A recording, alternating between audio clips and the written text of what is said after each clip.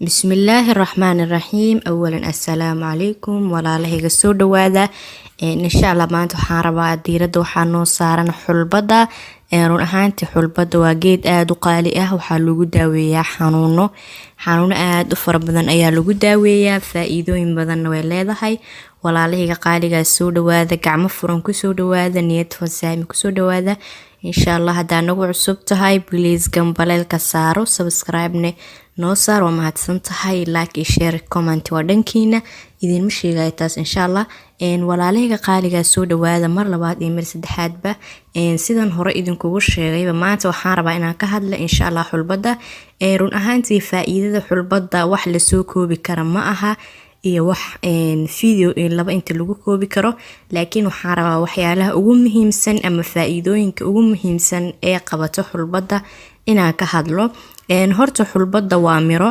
faa'iidooyin badan leh waxaa ka buuxo ama waxaa ka mid ah faa'iidooyinkeeda waxay leedahay protein sidoo kale waxay leedahay nafaqooyin kala gedisan sidoo kale xulbada waxaa ku jira maado la yiraahdo phosphorus maadadaas waxay muhiim u tahay jirka sidoo kale waxay hoos u dhigtaa xanuuno badan waxaa ka mid ah xanuunada lafa xanuunka oo kale dadka uu lafaha xanuunayo xulbada hoos ay u dhigtaa sidoo kale waxay ka hortagtaa wax la yiraahdo osteoporosis waxaa laga wadaa lafaha inay jabaan badanaa waxaa lagu arkaa dadka waaweynka ah dadka markay duqoobaan lagu arkaa ama islaamaha markay weynaadaan oo caadada ay ka go'do ayaa inta badan lagu arkaa marka xulbada taas ayay ka hortagtaa sidoo kale cilmi baaris la sameeyay waxaa lagu ogaaday xulbada halkii qaando oo xulbad inay ku jirto faa'iidooyinkan soo socdo waxaa ku jirto 6,000 oo miligram oo carbohydrate ah sidoo kale halkii qaando oo xulbad waxaa ku jirto 4,400 oo miligram oo protein ah waxaa kaloo ku jiro 900 oo miligram oo dufan ah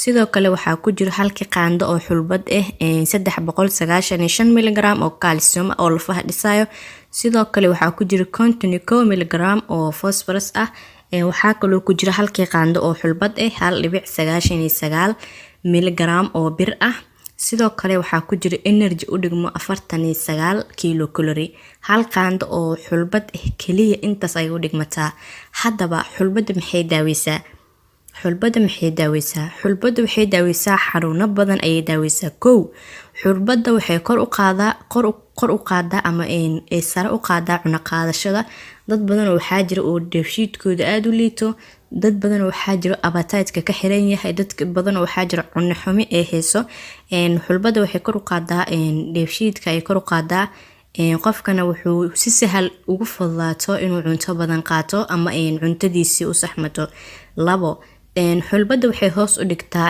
subaga xun ama kolestaroolka dadka qaar jirkooda wuu ku bataa haduu bata dhibaato keenaa haduu yaraadana dhibaato keenaa marka xulbada way dheelitirtaa sidoo kale dadka kolestaroolka qaba ama kolestaroolka uu ku badan yahayna hoos ayay u dhigtaa sababtoo ah kolestaroolka waxaa la rabaa normal inuu ahaado faa'iidada saddexaad xulbadu waa xanuun baabi'iye waxay u dhigmataa booska paracetamolka xanuun haduu ku qabto ama madax haduu ka xanuuno ama meel kale hadii ku xanuunto intaad kaniini dalban lahayd xulbada isticmaal khaasatan gabdhaha caadada qabo aad ay ugu fiican tahay waa xanuun baabi'iye faa'iidada afaraad xulbada waxay kor u qaadaa hamiga ragga faa'iidada shanaad xulbada waxay siyaadisaa caanaha naaska hooyooyinka qaar markay dhalaan naaskooda caano ma laha waxay dhahayaan ilmo caano ah siiyo male caano booro ayay ku bilaabayaan runtii naas nuujinta hooyada waliba 6 bil ugu horeyso waa muhiim waana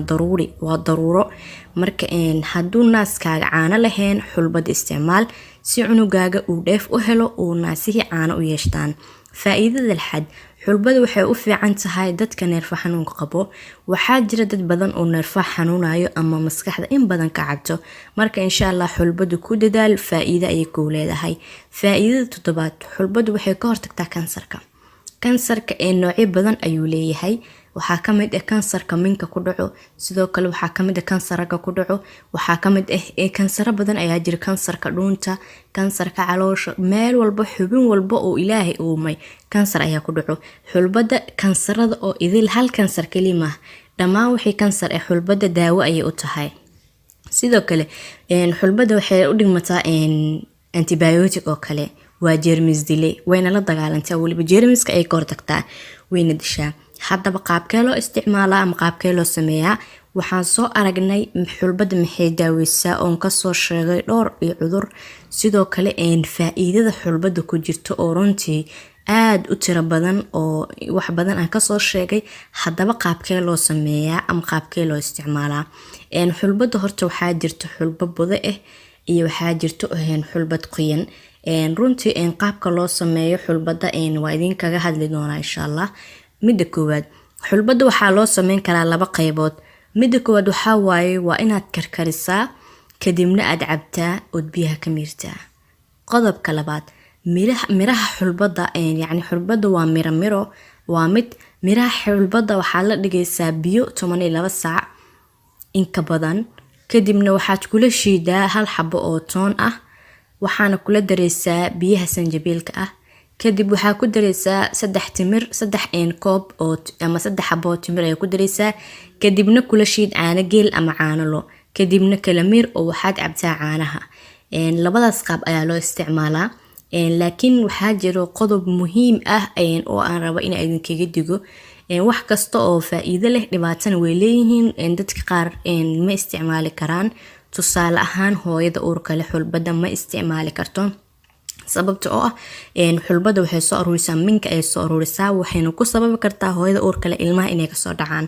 marka haddaad tahay hooyo uur leh ha isticmaalin, markaad dhashay kadib isticmaal si caanaha naaska kugu bataan, si wasaqda iyo dhiiga kaaga wada imaado insha Allah. laakiin haddaad tahay hooyo uur leh xulbada ha isticmaalin walaalahiga qaaliga ah. wax walba faa'iido leeyihiin sax, laakiin lama isticmaali karo. hooyo uur leh xulbad lama siin karo, mana wanaagsano caafimaad ahaan uma wanaagsano.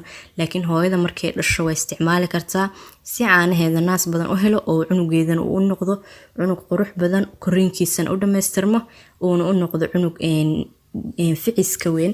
run ahaantii wax yar waxaan rabaa inaan u jeestanaas nuujinta. muhiim waaye, sababta waxay muhiim u tahay cunugan wax kale uu qaata ma laha. caano booro wax uma taraayo, sababta waxay tahay cunuga dheefshiidkiisa maba la qabsanin caanahan. caano booraha cunuga dheefshiidkiisa lama qabsanin.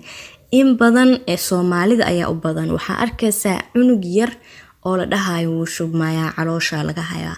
cunugaas wax kale ma dhib kale ma qabo, kaliya waxaa waaye naaska hooyadiis ayaan la siinin. waa cunug caano booro lagu daldalay. maxay caloosh u xanuuni weysay? sababtoo ah cunuga dheefshiidkiisa wuu yaryahay, weli lama qabsanin waxaan banaanka ka imaanayo. marka insha Allah hooyooyinka ku dadaalaan inay ilmaha naaskooda siiyaan. haddii naaskooda caano lahayn xulbada ha ku dadaalaan, xulbada ayada aad ugu wanaagsan insha Allah. laakiin inta ay uurka leeyihiin ha iska ilaaliyaan, sababtoo ah ilmaha ayay kasoo ridi kartaa. xulbad hooyo uur leh lama siiyo, waa mamnuuc. walaalahiga qaaliga insha Allah cashirkeena maanta wuxuu ku saabsanaa xulbada iyo faa'iidooyinka laga helo. waan filayaa inaa idinka qanciyay ama idinka qabtiray oo ka faa'iideen insha Allah. walaalahiga qaaliga ah waxaan rabaa janaalkan in ii sheegay subscribe badan aad saartaan, like aad saartaan. runtii daawashadiisa iyo subscribe-kiisa isma laha. marka insha Allah walaalaha qaaliga idinkoo mahadsan haddaan noo daawato subscribe-ka noo saar. waxaan kaloo idinka codsanayaa in sheegay aad sheergalaysaan, haddii ahaan lahayd Facebook, haddii ahaan lahayd WhatsApp, haddii ahaan lahayd imo, haddii meel kasta ood ku sheergarayn karto inaad ku sheergarayso. qasab ma aha, laakiin waa codsi insha Allah. sababtoo ah waxaan u faa'iideynayaa waa bulshadeeda Soomaaliyeed. hadafkeyga ma aha wax kale, hadafkeyga kaliya wuxuu yahay cilmiga oo Ilaahay isiiyo alxamdulillah in aan bulshadeeda uga faa'iideeyo. run ahaantii adi maanta haddaad u baahnayn cashirkan ama uu ku khuseynin, waxaa jiro dad kale oo walaalaha oo ku dhiban ama u baahan ama xulbada hadda aan ka hadlay tusaale ahaan cuduradan isaga daaweyn lahaa. marka insha Allah oo sheer gareeya walaalahiga qaaliga, waa mahadsantihiin. soo dhawaada mar labaad iyo mar saddexaad ba asxaabta nagu cusub aaday u mahadsan yihiin. soo dhawaada, soo dhaweyntiina kama daalo. asxaabta horena aaday u mahadsan tihiin walaalahiga qaaliga insha Allah. cashirka ku xiga wuxuu noqon doonaa cashir xiiso badan. toobiga markaan soo diyaarinayo run ahaantii waan ka fikiraa, in badan ayaan ka fikiraa, sababtoo ah waxaan uga fikiraa waxay tahay wax bulshadeeda anfici kara oo aan isleeyahay maanta allailahay mawduucaas baahi ayaa loo qabaa, ayaan mar walba soo bandhigaa. waan filaya inaad ka faa'iidi doontiin insha Allah. wixii talay tusaale ahna qaybta commentiga inoogu reeba. wassalaamu calaykum waraxmatullahi.